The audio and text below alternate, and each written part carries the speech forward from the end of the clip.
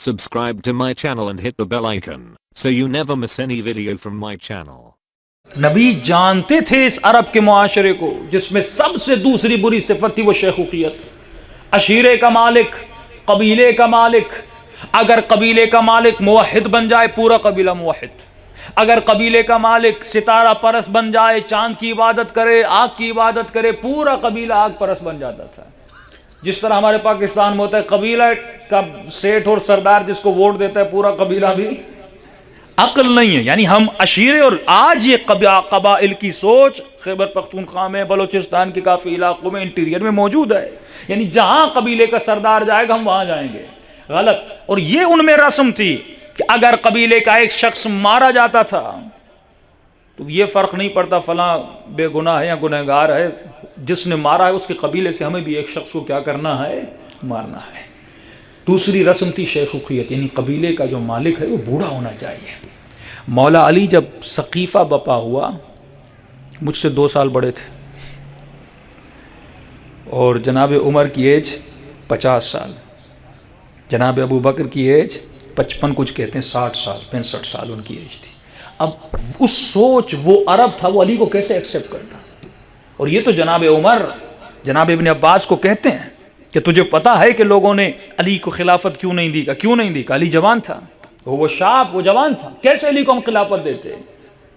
तो जनाब इब्न अब्बास ने कुरान की आयत पढ़ी, इन्ना अक्रमकुम इंदल्लाहि अत्काकुम, का कुरान ने तो रसूमात जाहिलियत को खत्म किया। अल्लाह के यहाँ यार ये नहीं, फरमाया जब खुदा नबूवत पर देने पर आए तो ईसा को माँ के गहवारे में भी नबूवत दे सकता है। फरमाया ये तो नबी से किसी ने पूछा, जब कबीले के सरदार आते थे, कहते या रसूल अल्लाह एक शर्त पे हम आप पर ईमान लाएंगे। कौन सा शर्त है? ये तारीख लिखती है कि एक शर्त है कि आप अपने बाद हमारे कबीले को हुकूमत में लाएंगे। रसूल खुदा ने फरमाया जानशीन का मुअय्यन करना ये मेरा काम नहीं है, परवरदिगार आलम का काम है। ये खुदा का काम है कि इसको खलीफा बनाना है। ये तमाम तर रसूमात जाहिलीन के वजूद में थी। 2 तरह के अरब थे, एक अरब जो मुहाजिर थे जिसको मुहाजिरीन कहते हैं, एक वो जो अंसार थे, मदीने में रहने वाले थे। अंसार के लिए फिर भी अली शायद का एक्सेप्टेबल हो, लेकिन मुहाजिरीन के लिए नहीं थे। क्यों? दूसरा दुश्मनी और इनाद जो अरब में था, यानी अगर मेरे कबीले को एक को मारा है वो सदियों तक दुश्मनी रखते थे कि अगर इसने मेरे बाप को मारा है इस नस्ल से बदला लिया जाएगा। सबसे ज्यादा दुश्मनी अली इब्न अबी तालिब से थी, क्योंकि सबसे ज्यादा अली इब्न अबी तालिब ने मारे थे। या वब्न अकबादुल अकबाद, वब्न आकिलतुल अकबाद, जब आप ज़ियारत आशूरा पढ़ते हैं, किसके बेटे? उस हिंदा के बेटे जिसने जनाब हमजा का जिगर चबाया था। क्यों चबाया था? दुश्मनी में, कि अगर उन्होंने हमारा मारा है तो हम भी मारेंगे। ये रिवायत साबित करती, इमाम सज्जाद फरमाते इमाम हुसैन अलैहिस्सलाम का सर दरबार यजीद में इस मलून के सामने था, ये छड़ी भी मार रहा था, और इमाम के सर से ये जुमले कह रहा था, लअबत हाशिम बिल मुल्क वला खबर जा वला वहयुन नज़ल। बनु हाशिम ने खेल खेला, न कोई वही नाजिल हुई न कोई खबर आई। फरमाया लस्तु मिन खुज़रफिन, मैं खुज़रफ का बेटा नहीं हूं जो खंदक का बदला न लूं, जो जंग ओहद का बदला न लूं। फिर कहता है काश मेरे आबा व अजदाद जिंदा होते, आज अली के बेटे हुसैन को इस हाल में देखते कि मैंने अली की नस्ल से बदला कैसे लिया है। वो दुश्मनी यजीद के दिल में मौजूद थी जो मौला अली ने इनके साथ किया था। हर जंग में मौला ने इनसे बदला लिया था। तो कैसे मुमकिन था एक जवान को खलीफा बना दिया जाता? और कुछ लोग कहते हैं रसूल खुदा ने सिर्फ ऐलान किया, तो ऐसा नहीं था। रसूल खुदा के लिए बड़ा मुश्किल था वो मुआशरा जो इन आदतों में जकड़ा हुआ था। भाई इस्लाम बटन का नाम नहीं है कि मैं एक बटन दबा दूं सबके दिलों में ईमान आ जाए। ये आदतें कहाँ जाएंगी, ये रसूमात कहाँ जाएंगी? आज का आम सा मोमिन जिस माहौल में पैदा होता है, हम 10 मरतबा मासूमी के हादीस से रिवायत सुनाते हैं, उसके वजूद से वो आदत नहीं निकल पाती। क्यों नहीं निकल पाती? क्योंकि बचपन से वो आदत उसके वजूद में जड़ कर गई है, उसने घर बना दिया है, उस आदत ने इसके वजूद में अपना वतन बना दिया है। वो आदत कैसे निकलेगी? तो वो अरब जो इस जाहिली मुआशरे में पैदा 50 साल की उम्र हो गई और इस जाहिलियत में रहे, वो आदतें कैसे निकलेंगी? उस आदत को मिटाने के लिए रसूल खुदा ने कहा, यह कुतुब आम्मा में लिखा हुआ है कि जैश उसामा के साथ जाओ। लेकिन सबको पता था, नबी कई बार कह चुके ये हज्जतुल विदा है, ये मेरा आखिरी हज है। कई बार कह चुके ये मेरा आखिरी हज है।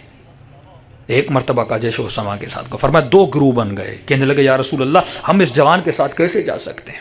सख्ती से कहा, ये मेरा हुक्म है, मलऊन है जो उसामा के लश्कर में न जाए। अब 50 साल के बूढ़े یہ عجیب زمخشری اپنی کتاب میں جملے لکھتا ہے، کہتا ہے نبی نے چن چن کے تمام تر مہاجرین کو بالخصوص کہا کہ تمہیں اس لشکر میں جانا ہے، تاکہ یہ لشکر، اور کتنا فاصلہ تھا، 2000 اردن کے بارڈر تک اس لشکر کو جانا تھا، یعنی لشکر جاتا، پیچھے رسول خدا کا انتقال ہوتا، لیکن علی کو منع کیا تھا، علی وہاں پہ موجود تھے، یعنی علی حکومت کو قائم کر دیں، حکومت جڑیں پکڑ لے، پھر علی کی مخالفت نہیں کر سکتے تھے، لیکن جس طرح جناب زید والی بات کو جو عرب کے وجود میں تھی اس کو توڑنے کے لیے رسول خدا نے زید کی مطلقہ سے شادی کی تھی، اسی طرح اسامہ کو لشکر کا جواں بنایا کہ ایک مرتبہ اگر کوئی جوان کسی لشکر کا سردار بن گیا یہ رسم ٹوٹ جائے گی، پھر کوئی کہہ نہیں سکے گا کہ علی کو ہم خلیفہ کیوں بنائیں، کیوں کہیں گے نبی نے جو اسامہ کو بنایا تھا، نبی نے جو اس جوان کو 17-19 سال کے جوان کو لشکر کر، لیکن کوئی نہیں گیا، اختلاف بپا ہو گیا، یہاں تک کہ نبی کو پتا چلا، سخت ناراض ہوئے۔ طبری لکھتا ہے لوگوں نے نبی کے باہوں کے پیچھے، ہاتھوں کے پیچھے نبی کو منبر تک لایا اور کہا لوگوں تم نے میرا فرمان نہیں سنا، وہی عقیدہ آیت جب تک نازل نہ ہو، نبی اپنی طرف سے کہہ رہا ہے، وہ یہود والا عقیدہ، نبی اپنی طرف سے وہابیوں والا عقیدہ، ہم صرف قرآن کو مانیں گے۔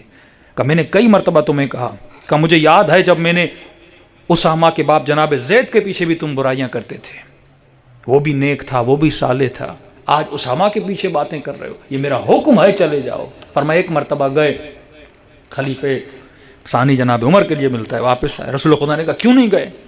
کہ یا رسول اللہ میں اس تذبذب میں تھا، آپ کی طبیعت کیسی ہے، میں آپ کی عیادت کرنے آیا ہوں۔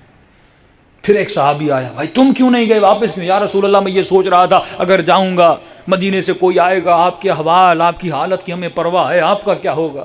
وہ بار بار کہہ رہے ہیں کہ اللہ میرا حافظ و ناصر ہے، تم یہاں سے چلے جاؤ۔ عجیب باب ہے صحیح بخاری میں، ایک باب ہے، اس باب دوا، یعنی مریض کو جب دوا پلائی جائے تو کیا ہم مریض کے ساتھ زبردستی کر سکتے ہیں کہ نہیں کر سکتے؟ یہ اس باب میں روایت لاتا ہے کہ رسول خدا منع کر رہے تھے کہ مجھے یہ دوا نہ پلاؤ، لیکن انہوں نے کہا یہ بیمار ہے، انہوں نے زبردستی رسول خدا کو دوا پلائی۔ تو یہ جواز دوا کا باب ہے کہ اگر کوئی مریض دوا نہیں پی رہا تو آپ اسے پلا سکتے، کیونکہ انہوں نے رسول خدا کو دوا پلائی تھی۔ لیس منا، فرماتے ہم میں سے کوئی بھی ایسا نہیں ہے جو یا شہید بالسیف ہوا ہے یا مسموم ہوا ہے۔ ہمارا عقیدہ رسول خدا کو کیا دیا گیا تھا؟ زہر دیا گیا تھا۔ تو اتنی سرپیچیاں، اتنی نافرمانیاں اس عرب جاہلی نے کی۔ اب اس معاشرے کو سدھارنا تھا اہل بیت علیہ السلام۔